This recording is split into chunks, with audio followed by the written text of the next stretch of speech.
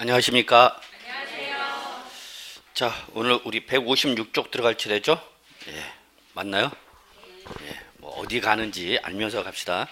예, 집에 가는 건지 학원에 가는 건지. 자, 156쪽 세법의 용어 가끔가다 시험에 출제되는 부분입니다. 이 부분에서 다 나오는 건 아니고요. 예, 몇 가지는 나올 수 있는데 잡아드리도록 하겠습니다. 자, 156쪽 제일 먼저 국세와 지방세. 우리 뭐 지난 시간에 설명드렸었죠? 그래서 세법은 과세권자에 따라서 국세와 지방세로 구분합니다.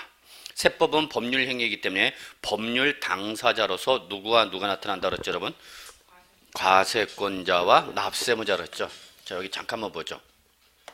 그래서 우리는 여러분이나 저나 세법의 당사자로서 누구에 해당하는 거죠? 납세 의무자. 이와 대립적, 충돌적 관계에 존재하는 것이 바로 누구예요, 여러분? 과세권자입니다. 라고 말씀드렸죠. 이때 과세권자가 국가인 거를 뭐라고 하는 거고, 국세, 지방세는 누가 부과한다고요? 지방자치단체가 부과하는 거죠. 자, 그럼 여기서 우리가 하나 좀 알고 정리하고 넘어갑시다. 국세는 항상 국가가 부과하는 거기 때문에 중앙정부가 부과한다. 그래서 여러분 항상 국세는 과세권자로서 누가 나온다? 정부, 중앙정부가 나온다니. 이때 중앙정부로서 조직으로 나오는 게 바로 뭐다, 여러분? 세무서가 되는 거죠. 세무서.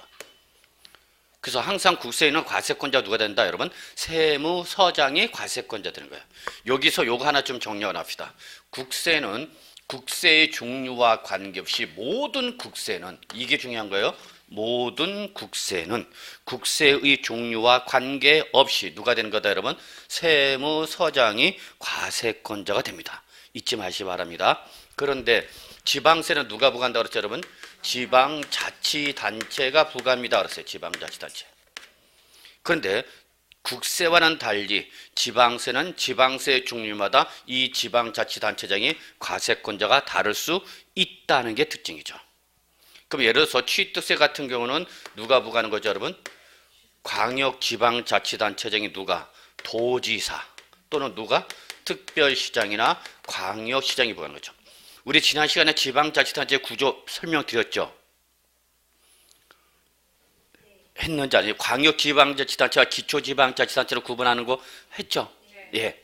그래서 바로 취득세는 광역지방자치단체장이 부과하는 대표적인 지방세라는 거죠. 했나요? 안 했어요? 예. 그러면 요거 잠깐 설명 들어갑시다. 잠깐 어디 보시냐면 여러분 160쪽 한번 잠깐 보시겠어요? 160쪽. 자, 요거 한번 좀 설명드리겠습니다. 지방세는 누가 부과한다, 여러분? 지방자치단체가 부과하는 거예요. 그런데 우리나라의 지방자치단체를 규율, 규제하는 법이 있는데 그게 바로 뭐냐면 이건 쓰지 마세요. 지방자치법이에요. 지방자치법에 따라서 우리나라의 지방자치단체를 규정하고 있다 그 얘기 여러분. 그런데 이때의 이 지방자치법상 지방자치단체는 수직적으로 이원화가 돼서 상급 높은 기관 지방자치단체에서 광역지방자치단체를 두고 있고요. 이 상급 지방자치단체 밑에 하부 지방자치단체라서 뭐를 두고 있냐면 기초지방자치단체를 두고 있습니다. 그래서 지방자치단체는 크게 두 가지 구분할 수 있다. 뭐와? 광역지방자치단체와 기초지방자치단체로 구분할 수 있다는 얘기예요. 이때에 광역지방자치단체에 해당하는 대표적인 것이 바로 뭐냐면 도가 되는 거죠. 도. 무슨 도? 경기도, 강원도, 충청북도, 충청남도, 뭐 전라북도, 전라남도, 경상북도. 그 도가 바로 광역지방자치단체고 그 다음에 이 광역지방자치단체 밑에에 하부지방자치단체에서 뭐를 두고 있다 여러분? 기초지방자치단체를 두고 있어요. 그래서 바로 기초지방자치단체에 해당하는 것이 시 또는 뭐가 되냐? 군이 되는 거예요. 그냥 편안하게 들으셔도 돼요. 이거는 시험에 안 나와요. 이거는.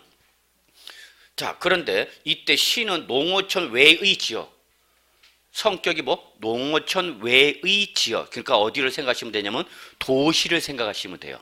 그러나 뒤에 뭐가 붙으면 군이 붙으면 이거는 농어촌 지역을 말하는 거야. 그러니까 무슨 시, 무슨 도, 무슨 시 그러면 도시를 얘기하는 거고 무슨 도, 무슨 군. 군이 붙으면은 강원도 평창군. 그러면 그 평창군은 붙었다는 건 뭘 말한다 여러분? 농어촌 지역을 말한다. 성격이 그렇다는 얘기예요, 여러분. 그래서 이렇게 기본적으로 수직적으로 이원화가 되어 있을 뿐만 아니라 수평적으로도 이원화가 돼서 도와 동급의 광역지방자치단체로 서울 뭐가 되는 거죠, 여러분? 서울 특별시가 되는 거죠. 또는 인천, 대전, 대구, 울산, 부산, 광주. 제가 지금 어디 갔다 왔을까요?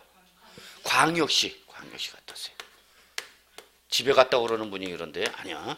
광역시 갔다 왔어요. 광역시. 그리고 요 특별시나 광역시의 밑에에 하부지방자치단체로 뭐가 있다, 여러분? 구가 있다는 겁니다. 요거를 좀 이해해 주셔야 돼요. 그러면 우리 잠깐 예를 이렇게 들어볼까요, 여러분? 자, 경기도 성남시 분당구 무슨 동? 임해동 합시다. 있을 거 하여튼 씨.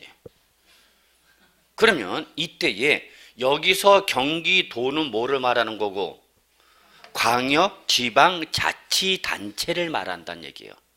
그리고 경기도의 뭐는 성남시는 뭐다는 얘기예요, 여러분? 기초지방자치단체다는 얘기죠. 그런데 구는 기초지방자치단체가 아니다는 얘기예요. 어디까지만이야? 성남시까지만이 지방자치법상 지방자치단체라 그 얘기입니다. 그러면 요거를 우리 서울로 잠깐 돌립시다. 서울 뭐가 되는 거죠, 여러분? 특별시. 여기 강서구인가요?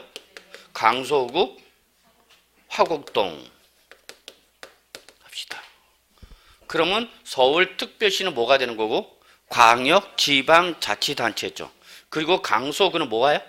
기초지방자치단체라는 얘기예요, 여러분. 자, 그 다음에 요거를 제가 지방을 아는 데가 없으니까 인천광역시 부평구 무슨 동? 그냥 부평동 합시다. 예. 있겠지 뭐. 없으면 용서해 주시고요. 예, 동영상 중에서. 예. 그러면 인천광역시는 뭐가 되는 거고? 광역지방자치단체단 얘기야. 그리고 부평구는 뭐야? 여러분, 기초지방자치단체장이죠. 그러면 자 보세요. 여기서 일반 시의 구는 지방자치단체가 이다 아니다? 아니다는 얘기야. 일반 시의 구는 지방자치단체가 아닌데 어디일 때는 특별시나 광역시 구는 뭐다라는 얘기야? 기초지방자치단체다는 얘기야. 그래서 일반시의 구와 특별시, 광역시의 구를 구분하기 위해서 우리 법에서는 요거를 뭐라고 표현하냐면 지방자치인 구를 말한다 이렇게 해요. 그러면 지방자치인구를 말하는 것은 지방세법상 뭐를 말한다, 여러분? 기초지방자치단체입니다. 그래서 우리 지방세에서 나오는, 지방세법에서 나오는 구는 일반시 구를 말하는 것이 아니라 어디를 말한다? 특별시, 광역시 구를 말한다는 걸 꼭 기억해 두셔야 돼요. 그래서 요 지방자치단체인 구, 그래서 우리 지방세법은 지방세에서 공부할 때 무슨 말이 나오면 구가 나오면 이거는 특별시나 광역시인 기초지방자치단체인 구를 말하는 거고 일반시 구를 말하는 것은 아니다 그 얘기예요. 이해되셨나요, 여러분? 예. 그러면 제가 이거를 말씀드린 이유는 이게 시험에 나와서 이걸 설명드린 건 아니고요. 이 지방세는 이렇게 광역지방자치단체장에 부과하는 지방세가 있고 기초지방자치단체장에 부과하는 지방세가 있다. 그걸 지금 말씀드리고 싶은 거예요. 그러면 이때 도지사나 특별시, 광역시장에 부과하는 대표적인 지방세라서 여러분이 꼭 기억해야 될 게 바로 취득세예요. 전형적인 취득세가 전형적인 도세입니다. 반면에 시장이나 군수 또는 구청장에 부과하는 대표적인 지방세가 바로 뭐냐면 재산세예요. 재산세. 이거는 반드시 숙지하셔야 돼요. 이것 때문에 하는 거예요, 지금. 예. 이것 때문에 한 게 아니라 이것 때문에 하는 겁니다. 그런데 거꾸로 이렇게 된 경우가 있어요, 여러분. 도지사나 또는 구청장이 부과하는 지방세가 있어요. 그게 바로 뭐냐면 등록면허세예요. 그러면 등록면허세는 좀 독특해요. 광역지방자치단체장이 과세권자가 될 수도 있고 기초지방자치단체장이 과세권자가 될 수 있죠. 독특한 구조죠. 자 보세요. 취득세는 다 누가 부과하는가? 광역지방자치단체장이 부과하는 거죠. 재산세는 누가 부과한다?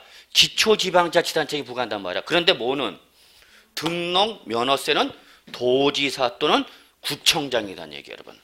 바로 얘가 2015년도 기출문제의 모범 답안으로 나오는 겁니다. 출제인은 여러분 튀는 걸 좋아합니다. 평이한 건 별로 안 좋아해. 일반적인 것보다 예외적인 걸 좋아합니다. 여러분 그러니까 공부를 하실 때 요령이 조금 필요합니다. 기본적인 실력도 있지만 요령이 필요해. 어떤 것을 과세권자랍니다. 죄송합니다. 출제원이 문제를 이런 걸 자꾸 관점을 두셔야 돼요, 여러분. 여러분 입장에서 공부를 하지 마시고 출제원 입장에서 공부하셔야 되는데 자꾸 여러분은 여러분 입장에서 공부해요. 여러분이 편한데 내가 하고 싶은 건 하고 안 하고 싶은 건 안 해. 그러니까 출제원과 수험생 간에 괴리가 생겨버리면 이제 힘들어지는 거고. 그죠?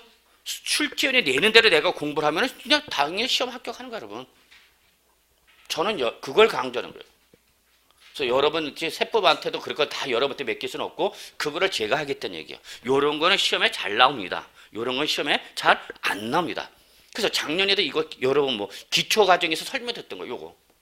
결국은 취득세, 재산세, 뭐 지방교육세 이런 거 나왔지만 결론 답이 예세예요. 그래서 제가 왜 얘가 등록 면허세가 도지사 또는 구청장이 되는 이렇게 독특한 구조를 취하느냐? 이유는 얘는 원래 등록세와 면허세가 합쳐진 겁니다. 2010년도까지 지방세법이 개편되기 전에는 등록세 따로 면허세 따로 부과했어요. 그러다가 2011년도 지방세법이 개편되면서 등록세와 면허세를 합쳤어. 그러다 보니까 그 전에 등록세는 누가 부과했냐면 도지사가 부과했단 말이야. 그리고 면허세는 구청장이 부과했단 말이야. 그러니까 이게 합쳐지다 보니까 과세권자가 어떻게 된 거예요, 여러분? 이렇게 도지사 또는 뭐 여러분? 구청장. 잠깐 여러분 어디 보시냐면은 여기는 저기 167쪽 한번 잠깐 봐주실래요?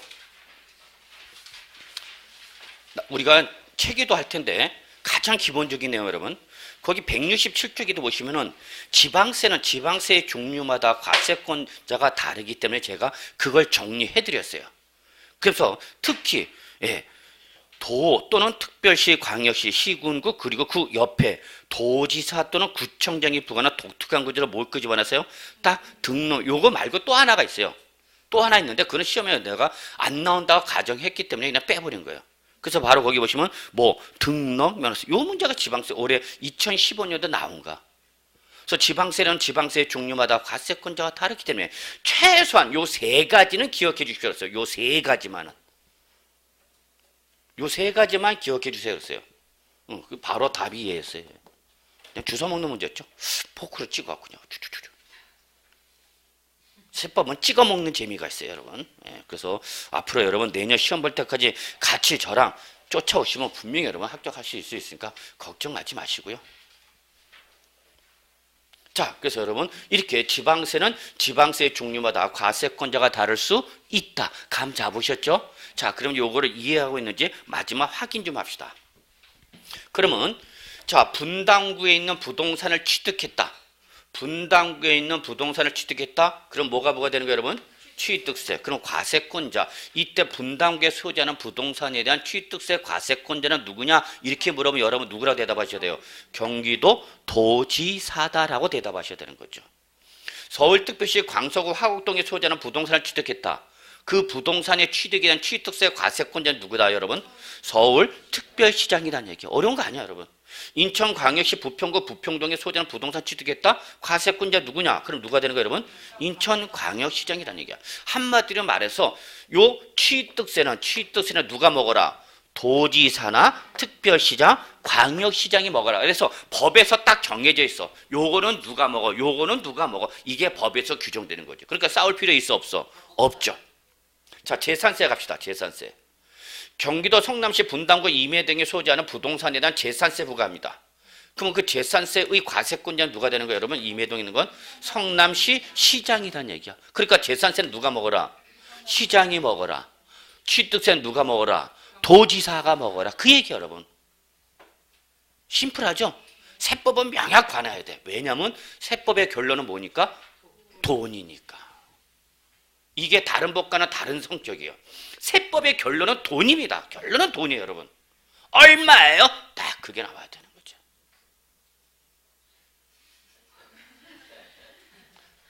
우리 학원에 와서도 막 여러 가지 상담 받다도 마지막 최종적으로 여러분이 마지막에 던지는 질문이 뭐예요?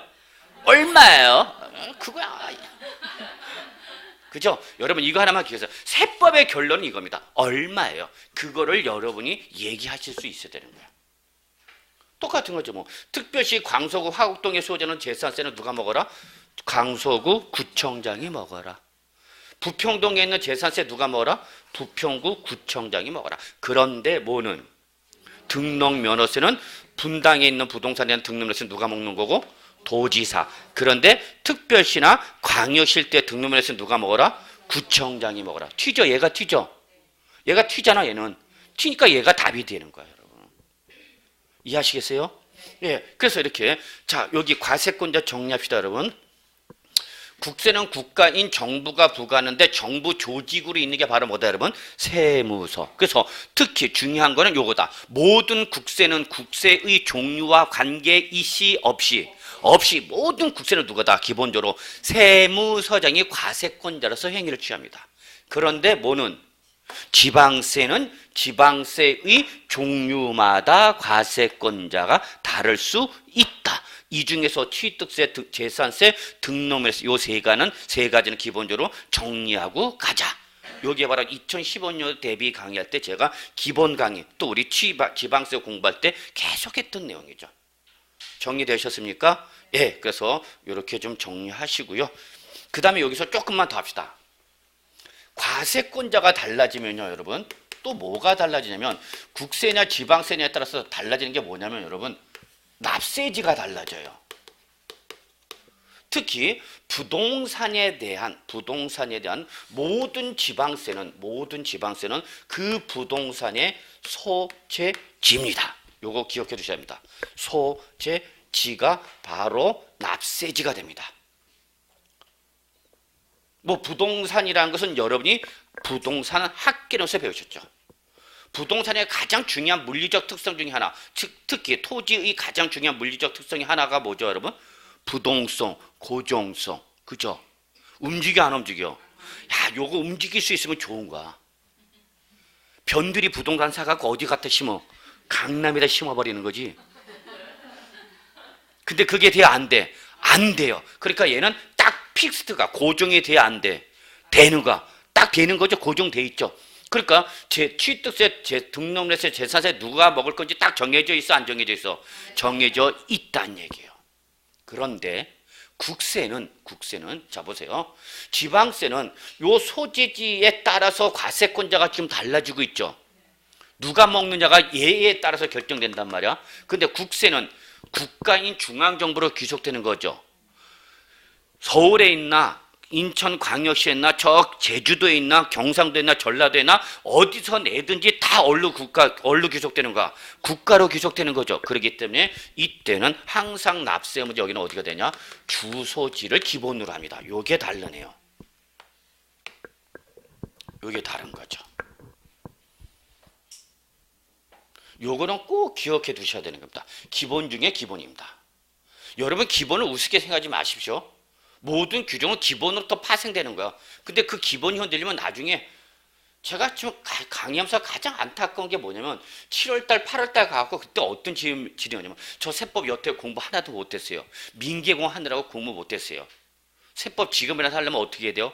그러면서 기초 강의 안 듣고 기본 강의 안 듣고 무슨 과목 들으면 될까요? 해보세요.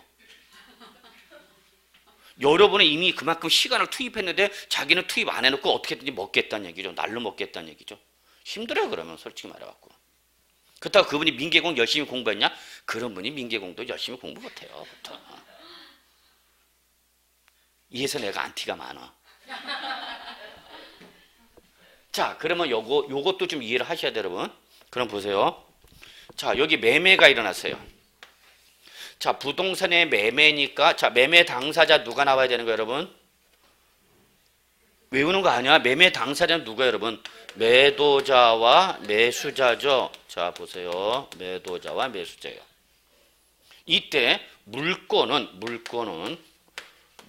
어디에 있느냐? 화곡동에 있어요, 여러분. 화곡동에 있어요. 그 다음에 요 매도자의 주소지는 어디냐면 여러분 강남구예요.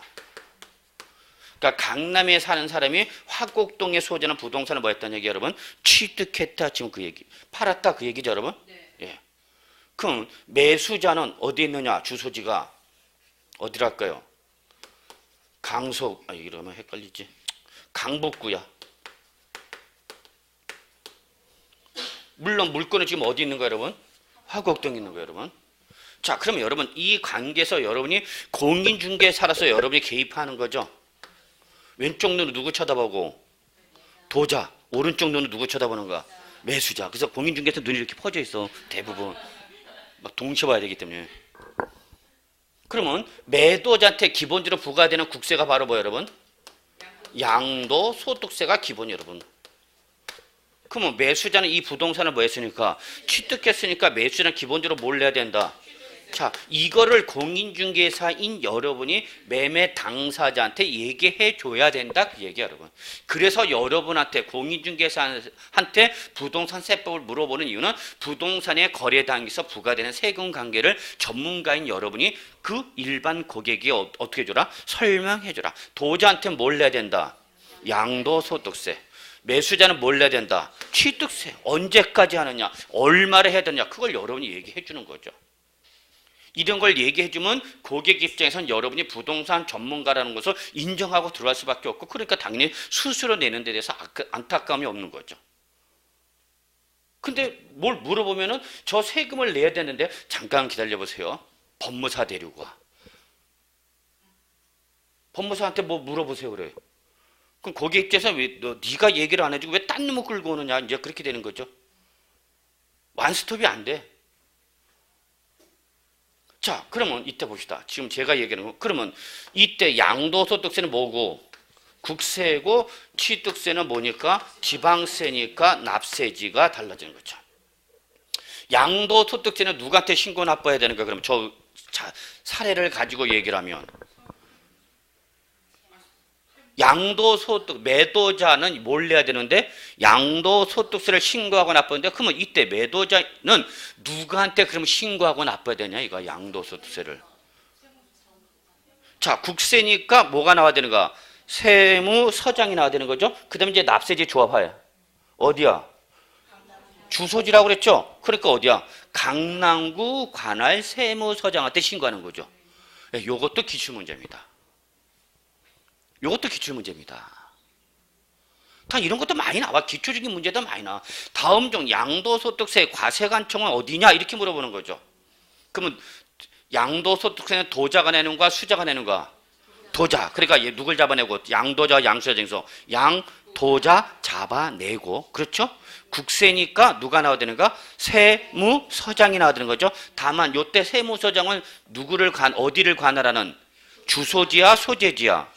주소지. 그러니까 결론은 강남구 관할 세무서장한테 뭐 해야 되는가? 양도소득세를 신고하고 납부되는 거죠. 양도 물건은 어디 있지만? 화곡동이지만 소재지와 지금 주소지가 같아 달라? 다르죠. 일부러 다르게 한 거죠, 제가. 그러면 여러분은 다르면 둘 중에 한 놈을 선택하라 그 얘기야. 그러면 국세는 누굴 선택하라? 주소지를 선택하라. 그러면 취득세는 매수자는 뭘 내야 되는데? 취득세를 내야 되는데 얘는 누구한테? 자, 국세야 지방세야? 지방세니까 지방자치단체 잡아야 되겠죠? 취득세니까 누구라서? 광역지방자치. 서울은 뭐가 되는가? 서울특별시. 왜? 소재지가 어디니까? 화곡동이니까. 그러니까 결론은 취득세 과세권자는 누구냐 그러면 누구라고 대답하는가? 서울특별시장한테. 이렇게 내야 되는 거죠. 시험에는 게 꼭 어려운 것만 나오는 건 아니에요, 여러분. 물론 어려운 것도 나오죠. 변별력을 키우기 위해서, 구분하기 위해서. 근데 기본적으로 항상 문제는 난이도 조절들합니다. 상, 중, 하. 상급, 가장 어려운 문제, 일반적인 문제, 기초적인 문제. 그러면 여러분은 일반적인 문제와 기초적인 문제만 알아도 60% 이상 맞는 건 전혀 지장이 없다는 얘기야. 근데 그게 안 되니까 자꾸 심화 쪽으로 가는 거죠. 어려운 거 또 건드린 거죠. 그리고 가봐야 기초가 안 되는데 어려운 거 가봐야 안 되죠. 아, 왜 이렇게 어려워요? 더럽게 어렵게 가르치네. 내가 그렇거냐? 세법이 그런 거지. 이해되십니까, 여러분? 예, 요거 좀 꼭 좀 잡아두시고 정리해 두시기 바랍니다. 이런 문제 나오면 내일은 맞아야 됩니다. 서비스 차원에서 출전이 된 거니까. 이런 거 꼭 좀 잡으시고요. 잊지 마시기 바랍니다. 자, 그 다음에 156쪽에 여러분 이제 상대방이 납세무자 갑시다. 납세무자.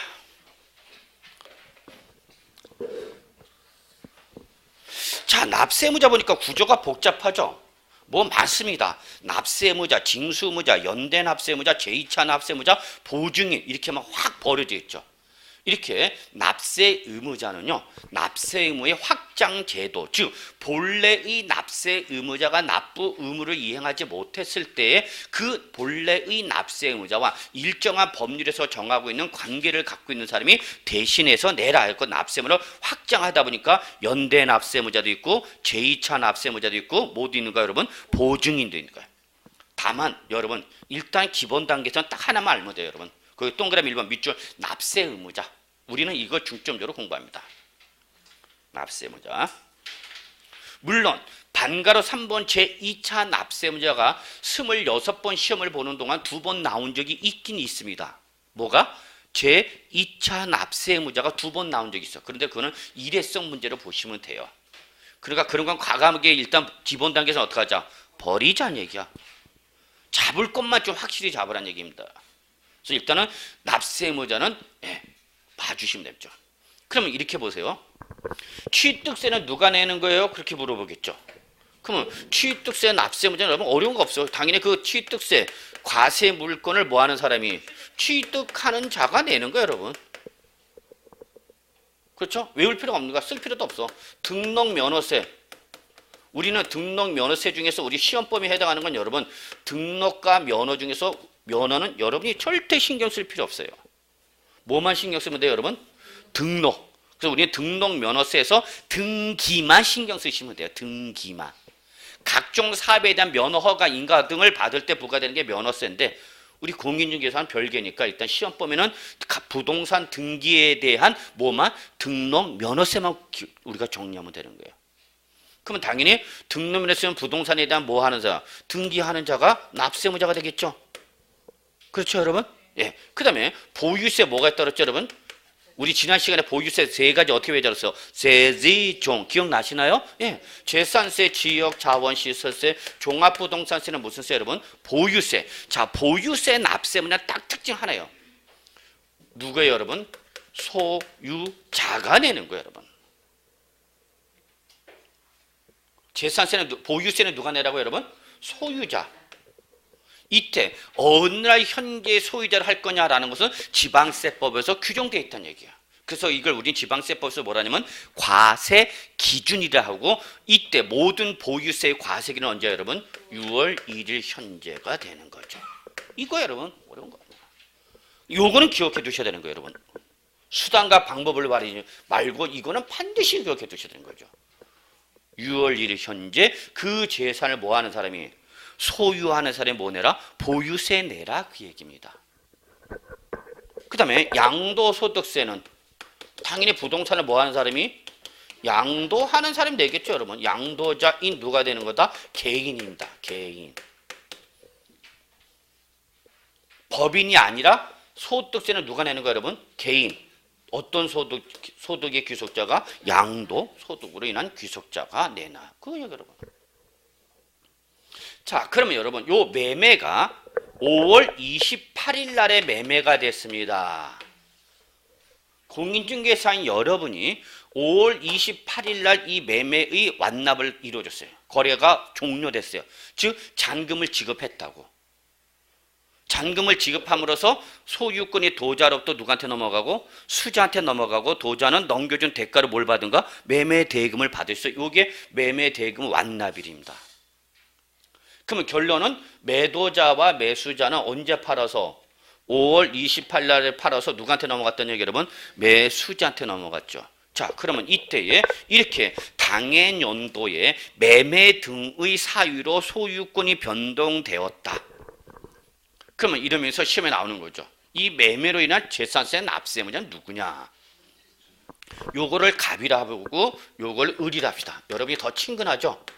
갑을로 표현하는 게 더 친근하죠? 자, 그래서 이게 실제 기출문제입니다, 여러분. 이런 문제도 나와, 기본적인 문제. 5월 28일 매매가 됐을 때 이때 당해년도 2015년도 재산세 납세무자 2016년도 자 2010 뭐 하여튼 그 연도는 뺍시다. 당해 연도의 재산세 납세 의무자가 누구냐 해놓고 1번 갑, 2번 을, 3번 갑과 을이 기간별로 안분 계산, 4번 갑도 아니고 을도 아니다. 5번 갑과 을 중에서 원하는 사람. 자, 그러면 이렇게 시험에 나오는 거죠. 그러면 이때 당연히 재산세 납세 의무자 누구란 얘기 여러분? 누가 내야 된다는 얘기야? 을이 내야 되는 거죠. 왜 을이 내야 되는 거예요, 여러분? 그렇죠. 보유세는 무조건 어느 현재로만 따지라는 얘기 여러분? 6월 1일로만 따지라는 얘기야. 당해년도에 소유권의 변동이 있게 되면 소유권 변동 원인과 관계 이시 없이 어느 날 현재 여러분? 6월 1일. 그러니까 보유세는 무조건 어느 날 현재로 판단하는 거야. 예, 그러니까 보유세에서 이걸 모르면 게임은 끝난 거다는 얘기죠. 이해되시나요? 예. 보유세는 무조건 어느 현재로만 따져라? 6월 1일 현재로 따지라냐. 그러면 당해년도에 매매로 소유권이 이 아래와 같이 소유권이 변동됐을 때 납세 의무자는 누구냐 이렇게 물어봤을 때 여러분은 도자와 수자 중에서 6월 1일 현재 소유자는 누구니까? 왜? 수자니까 당연히 누구를 골라야 되는 거예요, 여러분? 수자가 납세 의무자. 뭐 어려운 거 없죠, 뭐. 어려운 거 없죠, 아직까지는? 아, 이러다가 16개 다 맞는 거 아니야? 그런 생각도 들어, 안 들어? 들죠? 예, 자신감 갖고 하세요. 여러분 다 맞출 수 있어요. 충분히. 그래도 시험이니까 출전, 입전 다 맞추게 내지는 않을 것이다 라는 걸 여러분도 예측할 수는 있겠죠. 계속 졸고 있죠. 아이씨. 아유, 소리 지르지 말아야 놀란다. 야. 계속 지금 자고 있죠. 오후 수업이 그래서 힘들죠. 졸릴 땐 조금 주무세요, 여러분. 안 자려고 괜히 눈 이상하게 뜨지 마세요. 예, 아주 이런 이렇게 쳐다보면 있죠. 이렇게 죽여 하면서 하면 제가 상당히 심약합니다, 여러분. 예. 차라리 그냥 5분간 졸고 그냥 딱 개운한 상태 들으세요. 그냥 잠을 참으려고 그냥 버티다 보면 참 이게 힘들어요. 자, 그런데 여러분 여기서 조금 더 이거 다 실무죠, 여러분. 여러분이 공인중개사 되시면 다 그냥 직방이야, 실전이야, 그냥. 세법은 그냥 뭐 이론적이고 나발이가 없어. 그냥 실전이야. 그런데 그러면 여기 이 매매로 인해서 여러분 짜증내는 사람이 있겠죠. 누가 짜증낼까? 도자가 낼까? 수자가 짜증낼까? 왜요? 그렇죠. 며칠만 버텼어도 3, 4일만 버텼어도 올해 재산세 내는 거 안 내는 거 안 내. 누가 잘한 거야, 여러분? 그렇죠. 이런 것도 여러분이 실제 실무 나가시면 실전 세테크가 되는 거죠. 그러면 도자 입장에서 올해 팔 거라면, 도자 입장에서 매도할 예정이라면 언제 전에 파는 게 낫겠구나. 그렇죠. 그걸 여러분이 얘기해 줄 수 있어야 된다는 얘기죠. 그럼 거꾸로 수자는 언제 취득하는 게 좋은가? 6월 1일 이후에 취득하는 게 좋다는 얘기죠. 그럼 요거 지금 며칠 사이잖아, 며칠 사이. 나중에 수자가 알아봐.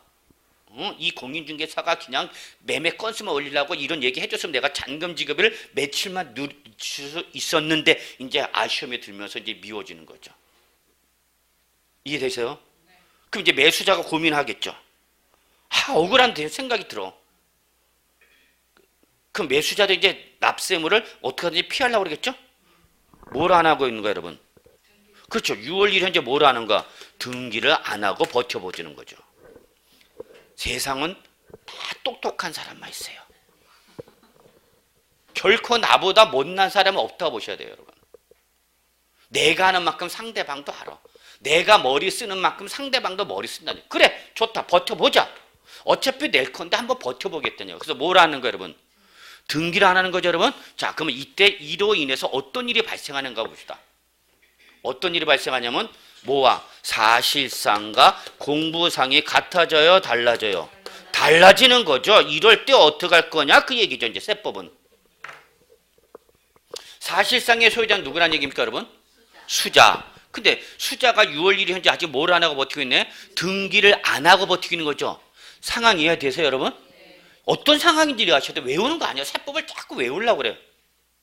요 주어진 상황이 어떤 상황이냐. 지금 매수자가 6월 1일 현재 등기를 하지 않다 보니까 사실상의 소유자와 공부상의 소유자가 같다 다르다? 다르다. 그러면 세법은 둘 중에 한 놈을 선택해야 되죠. 두 놈을 다 때릴 수는 없잖아. 한 놈을 때려야 돼. 이때 세법은 누구를 잡는 거로 할까요? 예, 잊지 마시기 바랍니다. 세법은 이렇게 사실상의 현황과 공부상의 현황이 달라지면 이때 세법은 가장 기본적인 원칙이 실질과세 원칙입니다. 꼭 기억해 두시기 바랍니다. 세법에 내재하는 가장 기본적인 원칙입니다.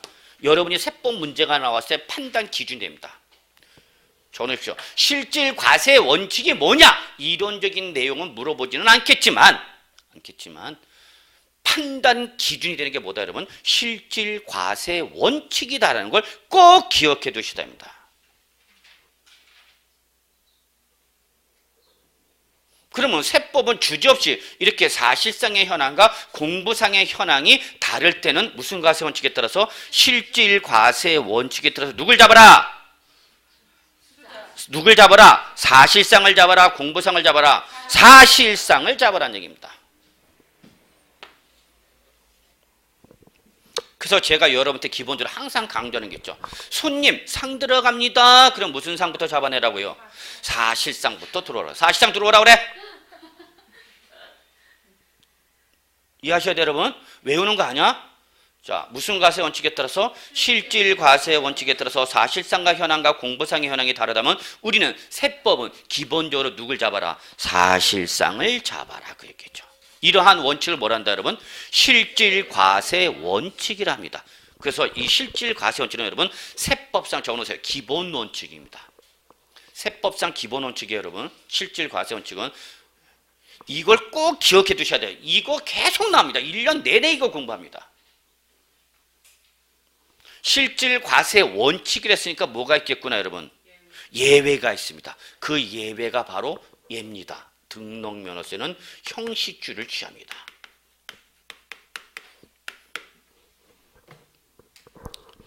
정리해 주셔야 합니다. 등록면허세는 실질 과세 원칙에 뭐를 취하고 있다 여러분? 예외입니다. 예외.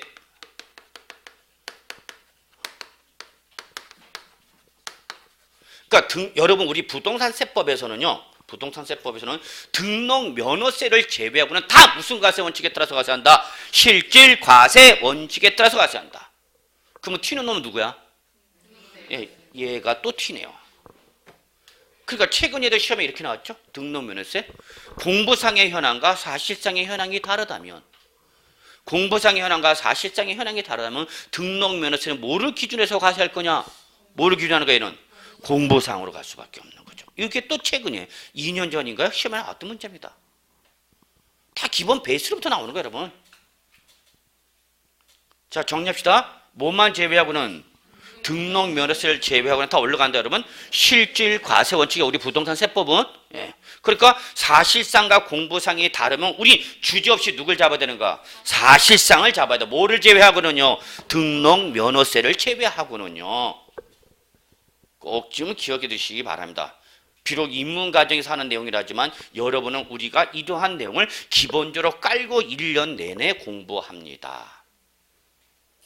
자 그럼 조금 갑시다.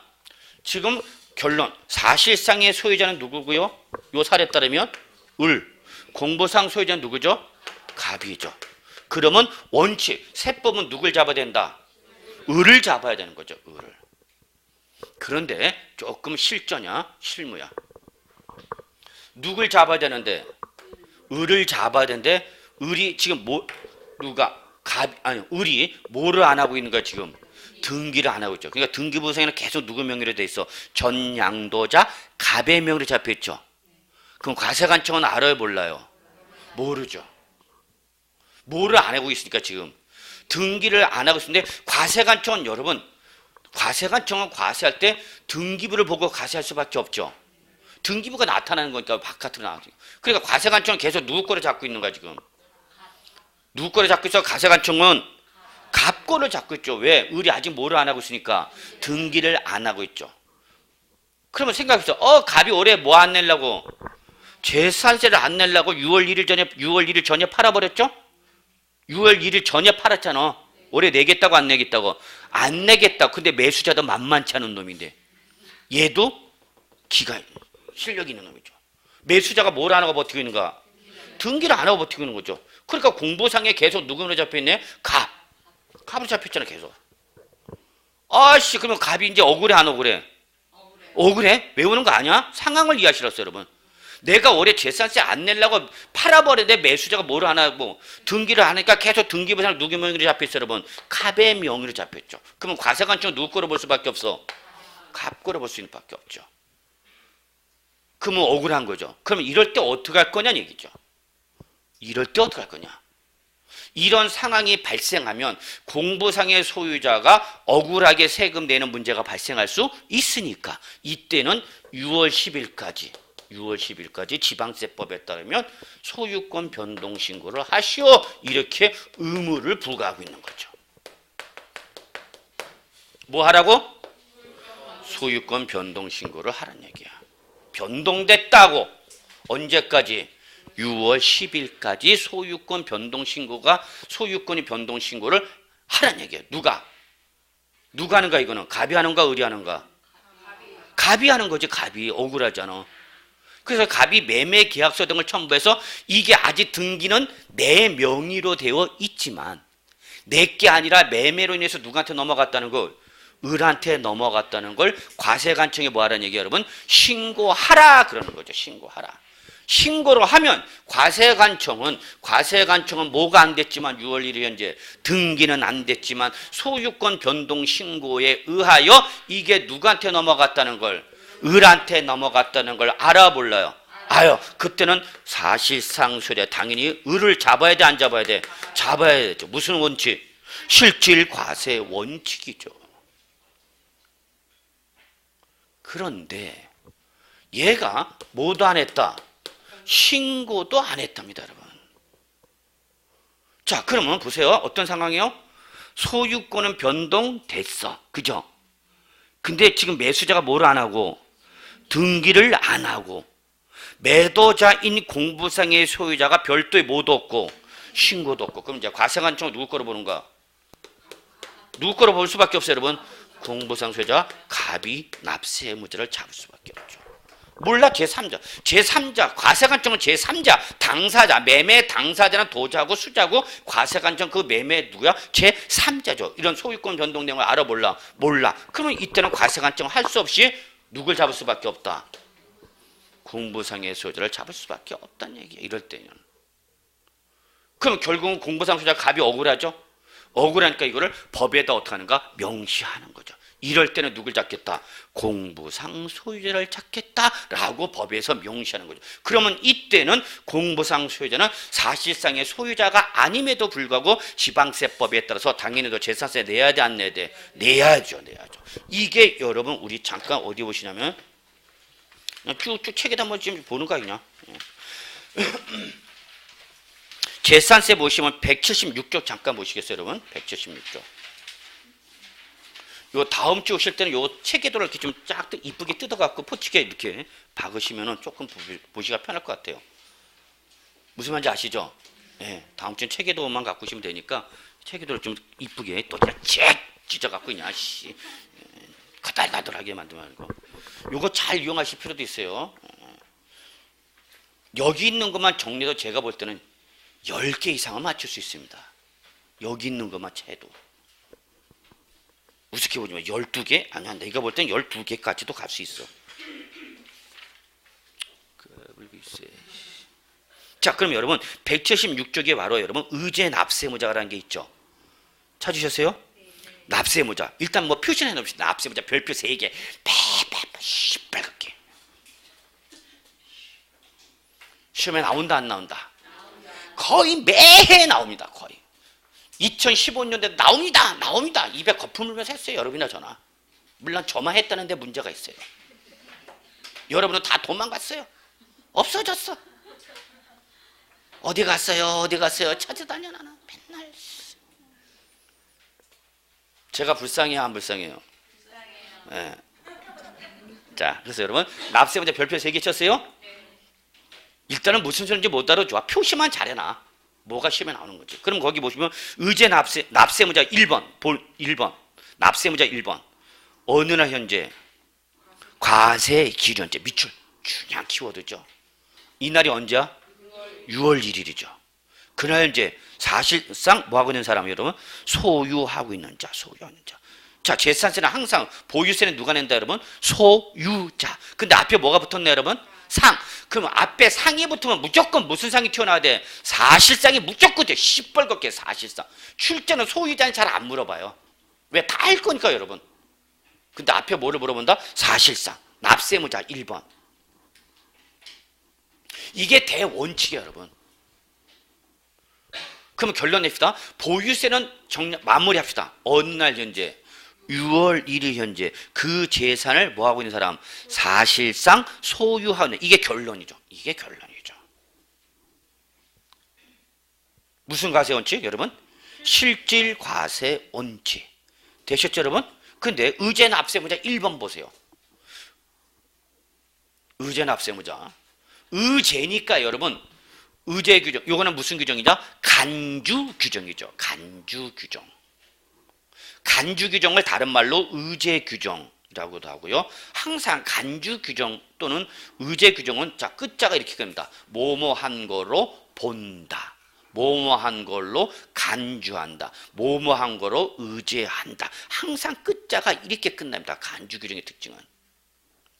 다시 한번 간주 규정은 결론 끝자가 뭐뭐한 거로 본다. 또는 뭐뭐한 거로 간주한다. 요 말을 보는 순간 이게 무슨 규정이다? 간주 규정입니다. 요거를 꼭 기억해 두셔야 합니다.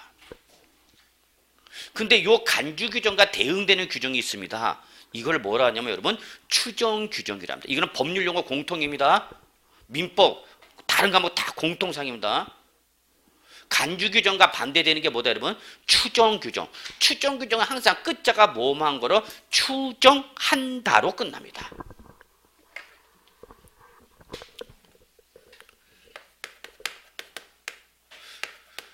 자, 법률 규정은 크게 간주 규정과 추정 규정 두 가지로 구분할 수 있는데요. 이걸 다른 말로 무슨 규정이라고 한다 여러분? 의제 규정이라도 합니다. 그래서 얘는 항상 끝자가 뭐뭐한 거로 본다, 의제, 간주한다. 간주한다. 일반적인 용어로 이렇게 많이 씁니다. 뭐뭐한 거로 간주한다, 뭐뭐한 거로 본다. 근데 추정 규정은요, 끝자가 예외 없이 항상 얘는 뭐로 끝나냐면 추정한다라고 끝납니다. 그러면 여러분은 이 문구를 보고 얘가 간주 규정이냐 추정 규정이냐를 판단하실 수 있어야 되는 겁니다. 그러면 여러분 보세요. 간주 규정과 추정 규정으로 구분해 놨죠. 구분했으니까 이 구분해둘 간에 뭐가 있다 여러분? 자, 다시 한번 시험은 시험 공부를 할 때 묶을 때는 이렇게 한 놈을 그룹핑했어. 그럼 그룹핑할 때는 걔들 간에 반드시 뭐가 있다 여러분? 묶는 애들 간에 뭐가 있고 공통점이 반드시 있습니다. 공통점이 없는 애들 묶을 수는 없습니다 여러분. 그리고 뭐 할 때는 구분할 때는 반드시 걔들 간에 뭐가 있다? 차이점이. 이걸 자꾸 떠올리셔야 돼요 여러분. 그런 걸 자꾸 생각을 안 해. 그리고 무조건 외워.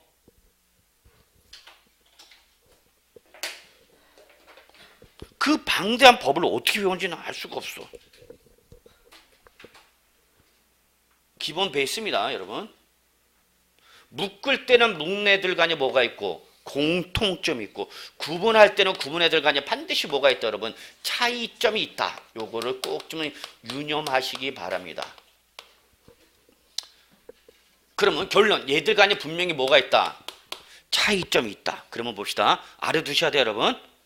이건 민법에서도 나오고 공법에서 나오고 행정법 다 나와. 모든 법에는 얘는 반증의 제시를 허용하지 않는다라는 게 특징인데 반해서 추정 규정은 반증의 제시를 허용한다라는 게 특징입니다. 이걸 꼭 기억해 두셔야 됩니다.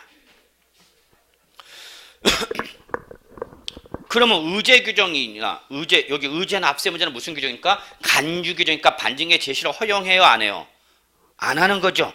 거기 1번 보세요. 1번. 공부상의 소유자가 매매 등의 사이로 소유권의 변동이 있었어.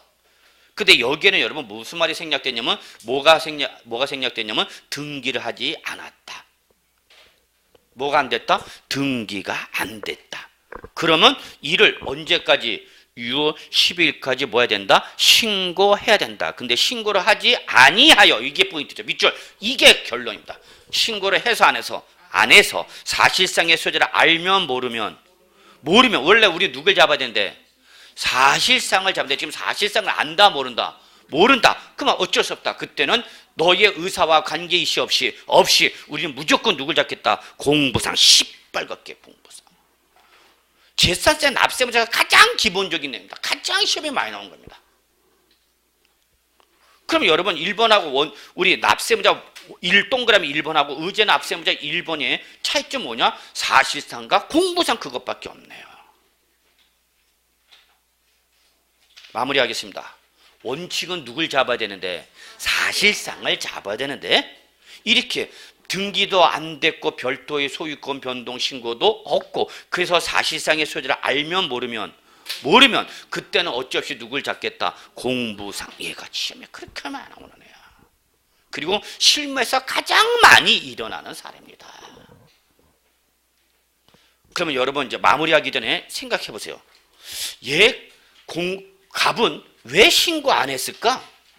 6월 10, 지가 재산세 안 내려고 6월 전에 팔아버렸는데 6월 10일까지 소유권 변동 신고를 안 했대. 왜 안 했어? 얘 이상한 놈이네. 그렇죠. 몰라서. 이런 규정이 있는지를 모르는 거죠, 일반인. 여러분도 몰랐잖아. 몰랐어. 그러면 이건 누가 잘못한 거냐면 사실은 누가 잘못한 거예요? 공인중개사가 얘기를 해줬어야 되는 거죠. 이런 사태가 발생할 수 있다는 것. 그러니까 공인중개사가 모르면은 고객도 피해보는 거야. 선의의 피해자가 되는 거야. 이해하시겠습니까? 예. 자, 이번 시간은 여기까지 하도록 하겠습니다.